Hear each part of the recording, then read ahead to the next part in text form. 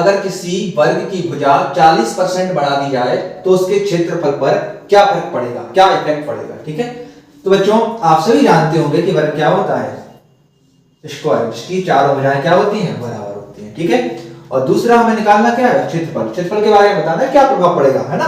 तो क्षेत्रफल का फॉर्मूला क्या होता है, भुजा का स्क्वायर, है ना, साइड का स्क्वायर। ठीक है, तो बच्चों अगर कोई भुजा है 40% बढ़ा दी जा रही है, ठीक है, भुजा को, तो कोई भुजा रही होगी, उसको 40% बढ़ा दिया, तो फिर पता लगाना है कि जो वास्तविक भुजा थी, मतलब पहले की जो भुजा थी और 40% बढ़ने के बाद जो भुजा है, साइड है, उसमें क्या इफेक्ट पड़ा, क्या प्रभाव पड़ा।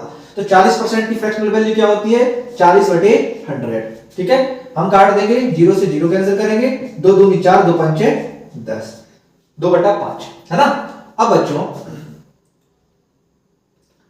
यहां पर कोई पुरानी जो वास्तविक संख्या होगी, वास्तविक भुजा होगी, मतलब पहले की जो भुजा होगी, है ना, वो कितनी रही होगी, 5। कितनी रही होगी, 5, है ना, 5 रही होगी, हम यहां ले देते हैं। वो कितनी रही होगी, 5। ठीक है, 5 रही होगी, तो 5 रहने के बाद उसका क्षेत्रफल कितना हो गया होगा, 25, है ना, कि साइड का स्क्वायर होता है 25। अब उस पर क्या कर रहे हैं हम, 40% बढ़ा रहे हैं, यानी कि 2 बढ़ा देते हैं उस पर। कितना बढ़ा देते हैं, 2। तो 2 बढ़ाने पर कितनी हो जाती है, 7, है ना, कितनी हो जाती है, 7। कितनी बढ़ जाती है, 7। ये तो वास्तविक हो जाती है, हम यहां लिख देते हैं, ये है ना, भुजा, है ना, भुजा जो पहले की भुजा थी, ये है नई भुजा, है ना, नया। ठीक है, तो 7 बढ़ गया है, तो इसका स्क्वायर करेंगे 7 का, तो 7 से 49 हो जाएगा। इसका क्षेत्रफल कितना हो जाएगा, ये है भुजा अपनी, ठीक है, पुरानी। ठीक है, ये है क्षेत्रफल।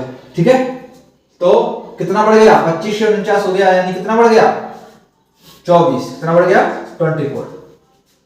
किस पर से बढ़ गया, 25 से बढ़ गया। तो 25 को नीचे लिखेंगे, परसेंट निकालना है, इसलिए 100 का मल्टीप्लाई कर देंगे।